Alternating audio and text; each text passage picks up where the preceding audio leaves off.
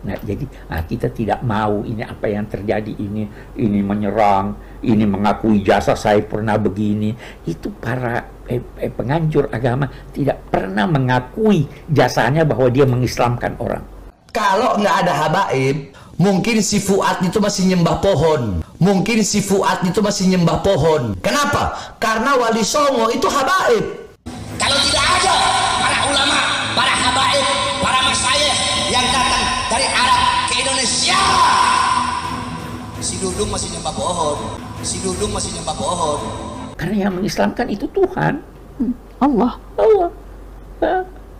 Innaka la tahdi man ahbab. Engkau wahai Muhammad tidak bisa mengislamkan orang, menjadikan orang ini. Yang mengislamkan itu Tuhan. Yang saya sampaikan, kalau nggak ada Wali Songo yang merupakan habaib, ente nggak bakal kenal Islam. Habib itu siapa Habib itu? Habib itu bimaknal fa'il wal maf'ul sekaligus. Itu orang yang menyintai dan dicintai. Habib itu suatu gelar kehormatan menurut tradisinya. Itu bertingkat-tingkat itu seseorang dalam kehormatan. Salah satu tingkatnya adalah Habib. Kiai Profesor Quraisy itu dia sebetulnya Habib itu, tapi beliau tidak mau, karena dia masih belum bisa menjadi orang yang dicintai orang, baru bisa menyintai orang. Beliau mau dipanggil Habib hanya oleh cucunya yang memanggil Habib. Ada tambahan yang dari Habib. Tidak usah pakai Habib, Om aja seperti Mesir. Kalau Abi pribadi yang diajarkan oleh ayah kakekmu itu, tidak usah kamu yang berkata dirimu Habib. Tidak usah kamu menyatakan dirimu saya profesor, saya doktor. Karena di dalam tubuh kami mengalir darah Rasulullah. Karena di dalam tubuh kami mengalir darah Rasulullah. Biar dari kegiatanmu orang berkata, oh ini wajar dinamai Habib, ini wajar jadi profesor. Saya sudah Muhammad yang 29. Saya punya kakek, Sayyidina Ali bin Abi Thalib. Beliau dibunuh oleh Timur. Sahabat Abu Bakar Habiban ila kulli sholihin. Artinya beliau juga dicintai oleh orang banyak. Yang timbal balik itu pancen angel. Biasanya wong seneng tok ora disenengi. Para ulama sepakat mana yang lebih utama? Keutamaan ilmu atau keutamaan garis keturunan Rasulullah? Maka para ulama menjawab, yang kedua yang lebih utama. Kenapa? Qalu, para ulama itu berkata, li'annahu dzatiyun. Karena garis keturunan itu zat. Nggak bisa dirubah. Zat, darah daging. Kiai pun saya tidak mau digelar kiai. Kiai itu orang yang dalam ilmunya, yang akhlaknya baik. Ilmu saya belum dalam. Akhlak saya belum sesuai dengan apa yang diajarkan agama. Jadi tidak usah panggil saya Habib, tidak usah panggil saya. Biar saya berjuang dulu. Mudah-mudahan setelah saya meninggal orang lihat, oh itu Habib. Kalau sekarang tidak. Ahli bait Mustafa, keluarga, anak cucu Nabi Muhammad, mereka adalah orang-orang yang suci. Dalilnya apa? Qala Allah Ta'ala, Allah berfirman dalam Al-Quran, innama yuridullah liyudhib ankumur rijsa ahlal bait wa yutahhirukum tathira. Allah ingin menghendaki mengeluarkan kotoran-kotoran dalam diri kalian, wahai ahlul bait, dan mensucikan kalian dengan sesuci-sucinya. Dari situ aja dia udah salah. Cuma tahu itu, nggak tahu asbabun nuzul ayatnya, nggak tahu ini kosidahnya. Ini kan kosidah, kosidahnya karangan siapa? Baca kitab belepotan kok. Jadi kalau Habib itu orang yang menyintai dan orang yang dicintai. Kalau Anda hanya bisa dicintai saja tapi tidak bisa menyintai, jangan kemelete pengen diundang Habib. Bukan berarti kita meremehkan yang bukan Habib, bukan. Dua-duanya mulia. Tapi kalau mau dibandingkan mana yang lebih mulia, menurut ulama, bukan menurut anak, adalah para habaib. La u'adilu syai', tidak ada sesuatu apapun yang bisa mengunggulinya dan lebih utama darinya. Hanya memang ada beberapa istilah ahlal bait. Tetapi kita tidak ingin menjadikan garis keturunan ini sebagai suatu keistimewaan yang melebihi kewajaran.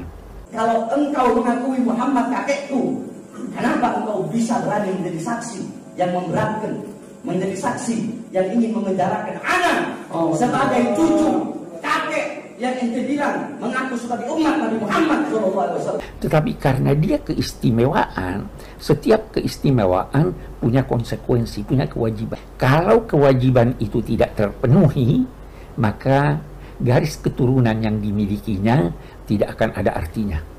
Pengkhianat bangsa, pengkhianat negara, pengkhianat rakyat kamu Jokowi. Kamu kalau ketemu Jokowi, kamu buka celananya itu. Jangan-jangan head Jokowi.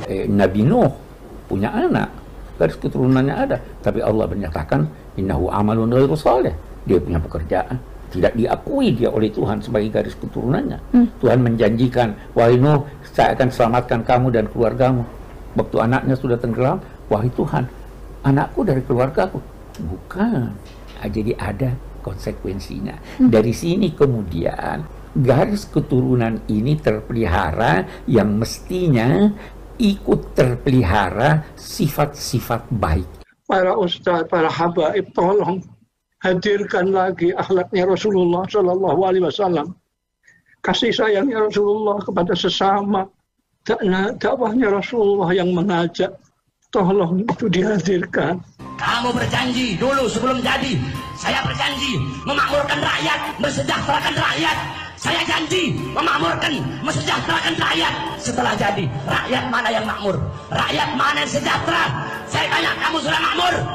Kamu sudah sejahtera? Makmur bukan rakyat, yang sejahtera bukan rakyat. Yang makmur Cina, yang makmur perusahaan-perusahaan asing, yang makmur orang kafir, yang makmur perusahaan-perusahaan barat. Keturunannya inilah sebagian yang datang ke Indonesia, bukan untuk mencari nafkah, untuk menyebarkan Islam. Untuk menyebarkan Islam. Tidak dengan pedang. Tidak dengan pedang, tidak dengan kekerasan. Jokowi bangsa, tangkap saya bersih. Kalau saya hina Megawati, kalau mau tangkap saya, Megawati bangsa, tangkap saya. Emang benar bangsa kok. Tolong dihadirkan itu kasih sayang. Umat ini betul-betul rindu kepada akhlaknya Rasulullah Sallallahu Alaihi Wasallam, rindu kepada perilakunya yang santun dari Rasulullah Sallallahu Alaihi Wasallam. Tetapi bagaimana mereka bisa mempengaruhi masyarakat melalui akhlak? Tidak mengenal kekerasan, tidak mengenal makian. Woi anjing, woi babi, kenapa engkau zolimi rakyat? Woi anjing, woi babi, kenapa kau hina ulama? Kenapa kau hina habaib? Boleh berbangga, boleh merasa bersyukur, mempunyai garis keturunan kepada Nabi, tapi jangan tonjolkan itu. Muhammad Rasulullah kakek ente atau kakek anak? Kalau ente berkata Rasulullah Muhammad kakek ente, faqad kadzabta, maka ente telah berdusta.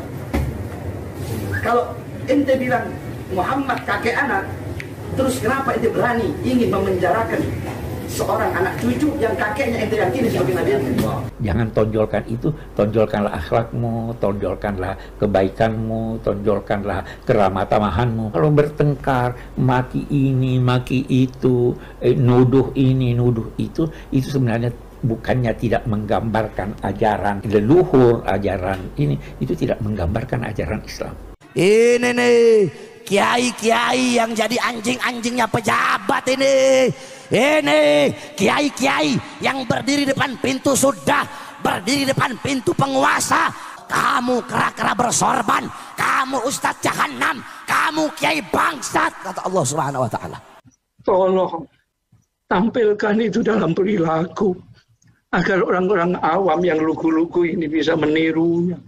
Nah, kalau Anda merasa diri Anda adalah keturunan Nabi, ada tugas-tugas yang Anda harus lakukan. Tugas pertama itu adalah tugas menampakkan akhlak yang luhur. Karena Nabi tidak diutus kecuali untuk menyempurnakan akhlak. Kalau akhlaknya tidak baik, kalau akhlaknya maki-maki orang, dia tidak melaksanakan fungsinya sebagai ini. Nggak tahu kenapa sih lagi sensi sama Jokowi sana. Gara-gara dia kasih kelonggaran buat PKI. Lah ini lagi si Jokowi kerempeng satu ini. PKI.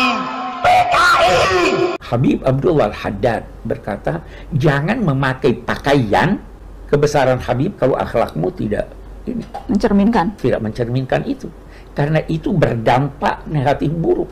Terus kalau Habib cinta, kenapa Habib gebukin dua orang? Itu dua orang anak kecil dianiaya. Yang saya pukulin nih Habib palsu, yang nipu ratusan juta, udah punya anak, terus saya pukulin depan orang tuanya lagi. Tapi tetap orang-orang yang gak suka penganiayaan anak, penganiayaan anak. Sebab kau nanti berdua. Terus ente ngaku-ngaku Habib. Iya, Bib. Hei, Iya, Bib. nama asli ente siapa? Altaf. Ngaku apa? Alatos. Ngaku Tos. Alatos. Ente siapa namanya? Abdul Jabbar, Bib. Abdul Jabbar. Waktu di Bali ngaku-ngaku? Nah, Habib Banda Bahar. Ngaku sebagai? Habib Banda Bahar. Habib Bahar bin Smith. Agar orang-orang yang awam, yang tidak paham Al-Quranul Karim, kurang paham dengan pribadi Rasulullah Shallallahu Alaihi Wasallam, bisa menyimak Anda sekalian yang ngerti Al-Quran, yang ngerti sirah Rasul Shallallahu Alaihi Wasallam. Tolong tampilkan itu, bukan hanya dalam ucapan saja, tapi dalam perilaku. Saya lebih memilih busuk dalam penjara daripada harus minta maaf. Tapi di sisi lain, keluarga Nabi juga harus tahu diri dong. Itu sebabnya Habib yang mencintai dan dicintai. Itu artinya? Itu arti Habib. Dia mencintai, sehingga dia dicintai. Kalau cuma mau dicintai, tidak mau mencintai, ya bukan Habib itu dong. Saya tanya, orang Medan cinta habaib enggak?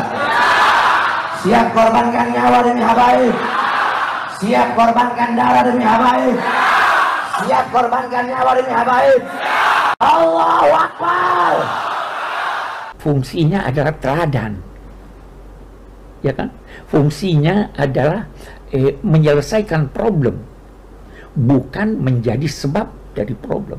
Hei pejabat, hei aparat, kami para habaib, kami bukan pecundang, kami bukan penakut, kami tidak akan pernah mundur walaupun satu langkah. Itulah sebabnya orang menamai mereka Habib. Jangan membanggakan diri dengan keturunanmu.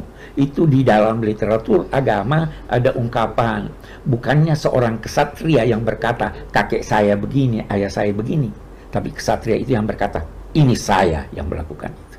Kalau engkau mengakui Muhammad kakekku, kenapa engkau bisa berani menjadi saksi yang memberatkan, menjadi saksi yang ingin memenjarakan anak sebagai cucu kakek yang ente bilang mengaku sebagai umat Nabi Muhammad SAW. Dan cinta itu tercermin dalam perlakuan kita yang baik.